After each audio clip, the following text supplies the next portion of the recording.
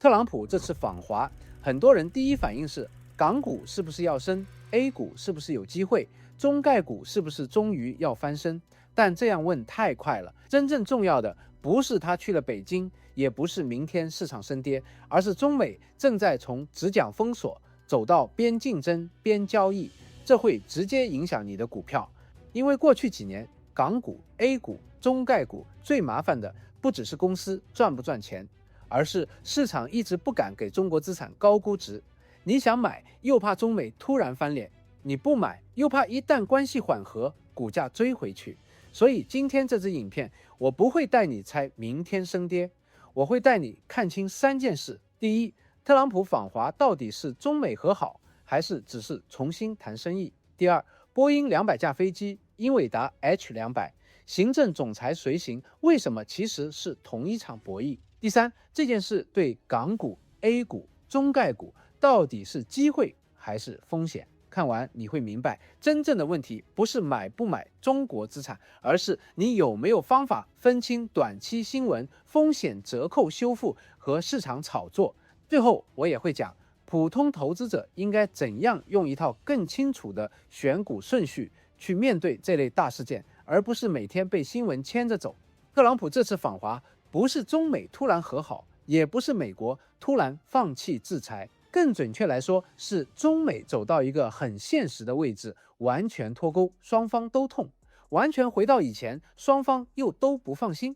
所以現在出現的是一種新的狀態，一邊競爭，一邊重新算賬。你可以把它拆成4本賬，第一本是安全賬，美國最怕中國在芯片、人工智能、高端製造上追得太快，所以它會卡住最關鍵的技術。第二本是生意賬，美國企業很清楚，中國市場太大，中国供應鏈太深，如果真的完全退出，客戶、利潤和產業位置可能就被別人接走。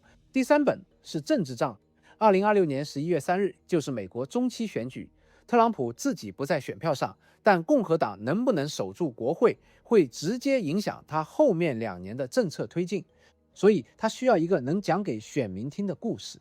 我對中國強硬，但我不是只會打關稅，我也能幫美國企業拿訂單，幫美國工人保就業，幫美國產品打開市場。第4本才是投資者最關心的估值賬。過去幾年，中國資產很多時候不是完全沒有好公司，而是市場擔心政策、制裁、退市、地緣政治，所以一直不願意給高估值。這4本賬就是整條影片的主線。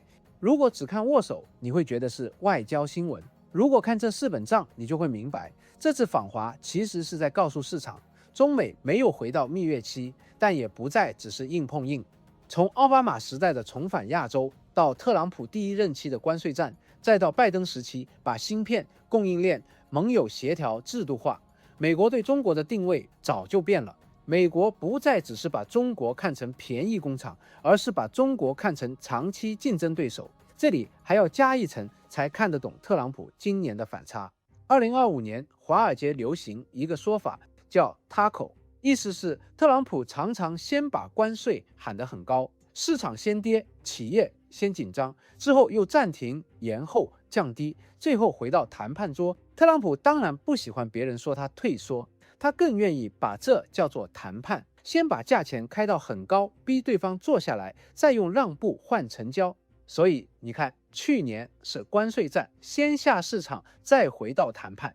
今年訪華就不是突然變溫和，而是同一套商人邏輯走到下一步。他面對的是一個已經被制裁推向自主研發的中國，也是一批不想失去中國市場的美國企業。這時候如果只會加關稅，選民未必買單；如果能帶回訂單和就業故事，才更像一份中期選舉前的成績表。你把這一層想通，後面波音、英偉達、行政總裁隨行就全部接得上了。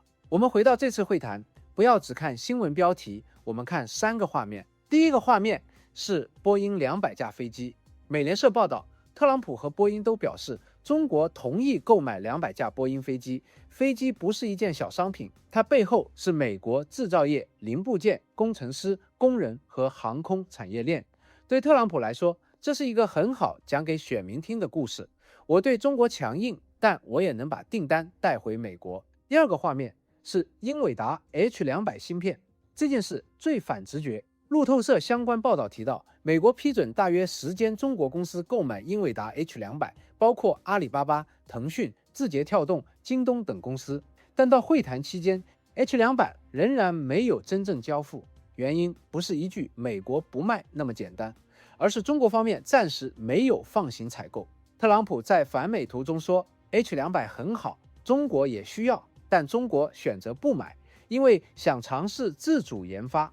這裡不要講得太絕對，不是說中國永遠不要 H200，而是中國企業現在一定會重新算一條更深的賬。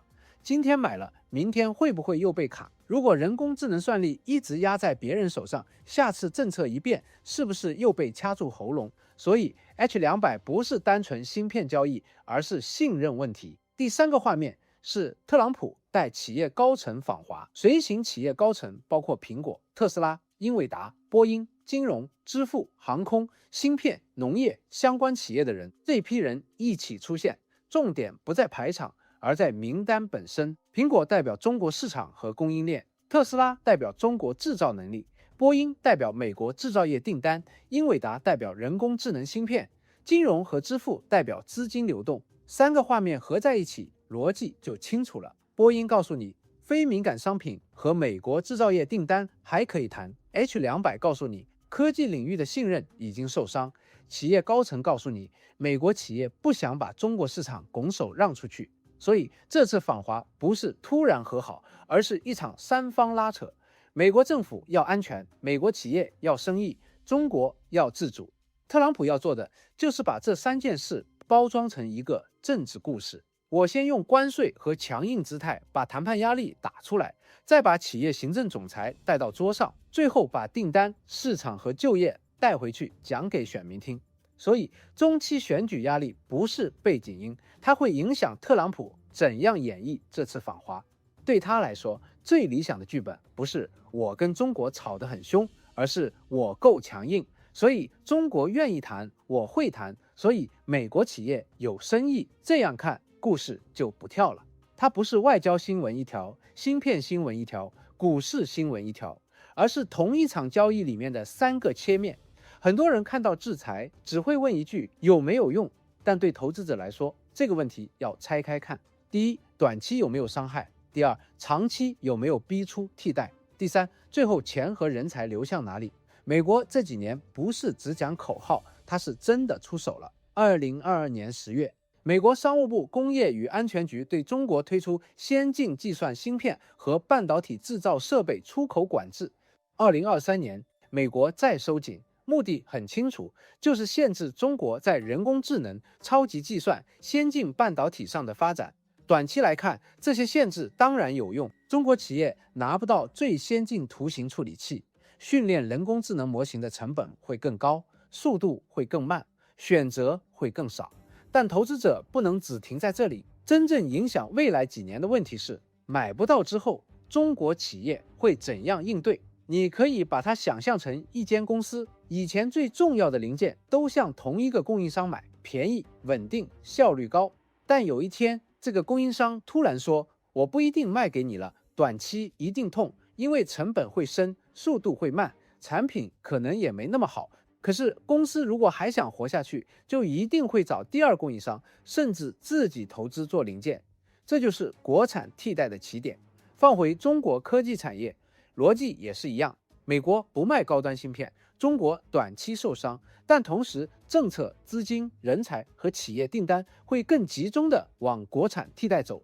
所以制裁的結果不一定只有一個方向，它可以拖慢中國，也可能逼中國把原本分散的資源集中起來。這就是特朗普現在要面對的現實。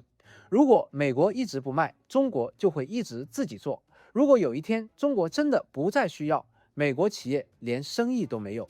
所以從商人角度，繼續封鎖未必永遠最划算。塔口交易給我們的啟示，不是說特朗普一定會退，而是他很多時候把關稅當成開價工具，真正目的不是永遠打爛台面，而是逼對方坐下來，然後拿到一個可以對外宣傳的結果。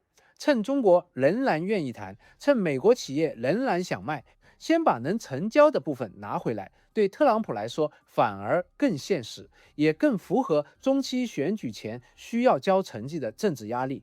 講到這裡，才到投資者最關心的一步，這件事到底怎樣影響港股、A 股和中概股？先講最簡單的，股票估值不是只看公司今年賺多少錢，也看市場覺得它未來會不會被政策、制裁、退市、風險突然打斷，這就是風險折扣。同一家公司，如果市場覺得它安全、透明、政治風險低，可能願意給25倍市盈率。但如果市場覺得它有政策風險、制裁風險、退市風險，可能只給10倍、12倍。差出来的那一段，就是市場因為害怕而打的折扣。過去幾年，港股、A 股和中概股最痛的就是這個折扣太深。公司生意還在，收入還在，有些公司甚至還在進步，但股價就是不肯給高估值。所以，特朗普訪華真正影響市場的地方，不是一張握手照片，而是市場會不會重新問，中國資產是不是沒有之前想象中那麼危險？但這不代表所有中國資產立刻大升，因為港股、A 股、中概股看的重點不一樣。先講港股，港股是離岸市場，外資定價權比較重。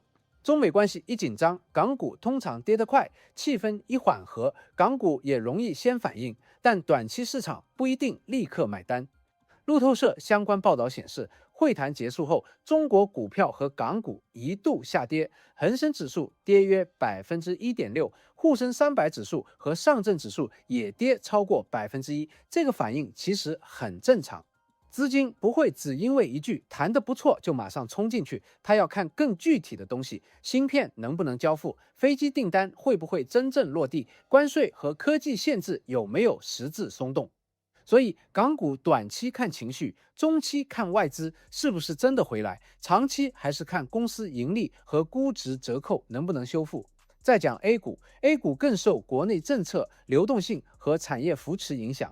如果中美科技不信任還在，半導體設備、算力、基建、工業軟件、高端製造這些國產替代方向仍然有政策邏輯，但有政策邏輯不等於任何公司都值得買。A 股最容易出現主題炒作，一熱就升很快，一退潮也跌很快。所以你要看的不是概念有多熱，而是公司是不是真的有收入、有訂單、有盈利。最後講中概股。中概股一邊受美國投資者情緒影響，一邊受中國政策和公司基本面影響。如果中美關係真的比之前緩和，中概股最先受影響的不一定是公司明天多賺多少錢，而是投資者會不會覺得退市風險少一點，被制裁的機會少一點，地緣政治的陰影淡一點。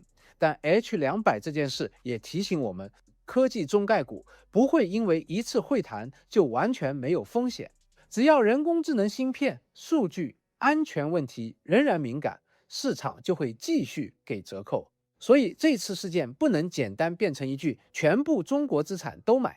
港股看外資會不會回來， A 股看國產替代能不能變成真訂單，中概股看監管和制裁恐懼能不能降溫。三個市場看的是同一件事，但交易邏輯完全不同。講到這裡，我想把這支影片落到你身上。如果你過去幾年看港股、A 股、中概股看得很辛苦，我完全明白，因為這個市場不是簡單的牛市、熊市，它同時有宏觀壓力、地緣政治、政策風險、公司基本面、估值折扣、資金流向。如果你沒有一套判斷流程，你每天都會被新聞牽着走。今天中美緊張，你怕；明天特朗普訪華，你追；後天 H200 沒交付，你又怕；再過幾天外資說看好中國資產，你又心動。這樣投資心很累，也很容易做錯決定。所以真正的解決方法不是看更多新聞，而是建立順序。第一步，先看大勢週期。這次訪華只是短期氣氛，還是中美從極端對抗走向現實交易的一個週期信號？第二步，再看哪個行業真正受益。重新交易受益的行業和科技封鎖受益的行業不一定是同一批。第三步，回到公司本身，同一個行業不是每家公司都值得買，有些公司是低估值機會，有些低估值是陷阱。第四步，才看買入位置，看好方向，不代表任何價錢都可以買。第5步，最後一定要看賣出規則。很多散戶不是沒有買過好股票，而是賺20%就走，虧50%就爆。買入沒有系統，賣出更加沒有系統，最後就是賺利堂，輸奸場。這就是我想請你去了解選股5部曲的原因。它不是報牌，不是叫你買哪一支，也不是保證你明天賺錢，它是教你建立一套判斷股票的流程。今天特朗普訪華就是一個很好的例子。沒有系統的人只會問升不升，買不買。有系統的人會問，它改變的是週期還是短期情緒？它修復的是風險折扣還是只是新聞炒作？哪些公司有真訂單、真盈利？哪些只是借題炒作？投資市場最貴的學費往往不是課程費，而是你在沒有系統的時候，因為一次錯誤買入，一次恐慌賣出，一次追高概念付出去的真金白銀。所以如果你覺得自己過去一直缺少一套完整的選股流程，請你點擊下方的資訊欄了解選股5部曲。先把判斷順序學清楚，再去市場裡做決定，你就不會每次新聞一出來，情緒先跑在方法前面。好，最後總結一下，特朗普訪華不是中美突然和好，它真正反映的是中美競爭進入一個更現實的新階段。波音飛機能談，說明非敏感商品和美國製造業訂單還有交易空間。H200沒有真正交付，說明科技領域的信任問題仍然很深。特朗普帶企業高層同行，說明他不只想談外交，也想把市場、訂單和就業變成政治成績。所以對港股、A 股、中概股來說，真正值得看的不是明天升不升，而是3件事。港股要看外資會不會重新給估值， A 股要看國產替代是否從政策變成真訂單，中概股要看監管和制裁恐懼能不能降溫。但大家記住，緩和不等於無風險，便宜不等於值得買，最後還是要回到公司自述、現金流、護城河、估值和買賣紀律。你覺得特朗普訪華之後，港股和中概股是開始修復，還是市場仍然會先等實際協議落地？歡迎你留言告訴我，我們一起集思廣益。如果你覺得今天的內容對你有幫助，記得點讚、訂閱並打開小鈴鐺，也請你把今天的影片分享給你身邊關心投資的朋友，讓更多人看到。我們下條影片再見。